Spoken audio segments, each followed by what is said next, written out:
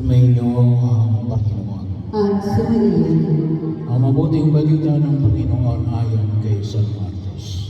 Papuri sa iyo, Panginoon.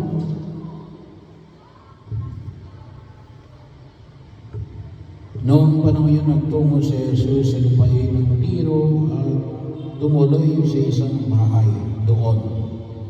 Ayaw sana niyang malaman ni Numan na naroon siya, subalit hindi gayon ang nangyari.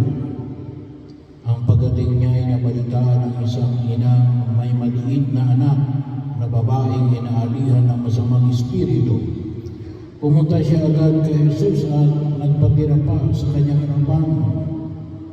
Ang babaeng ito'y hintil, tubo sa Seraphinica. Ipinamanig niya kay Jesus na palayasin ang demonyo na nasa kanyang anak. Ngunit sinabi ni Jesus, kailangan busugin muna ang mga anak. Hindi dapat kunin ang pagkain ng mga anak upang iagi sa mga tuta. Tunay nga po, Panginoon, tugon ng babae. Ngunit ang tuta ng nasa ilalim ng hapag ay naninimot ng mga umong nalalaglag sa mga anak. Kaya sinabi sa kanya ni Jesus, dahil sinabi mo, maaari ka nang umuwi.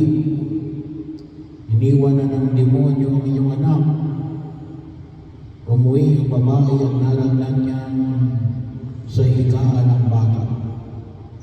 Iniwan na nga ng demonyo. Ang mabuting balita ng Panginoon. Pinupuri ka namin, Panginoong Hesus Kristo.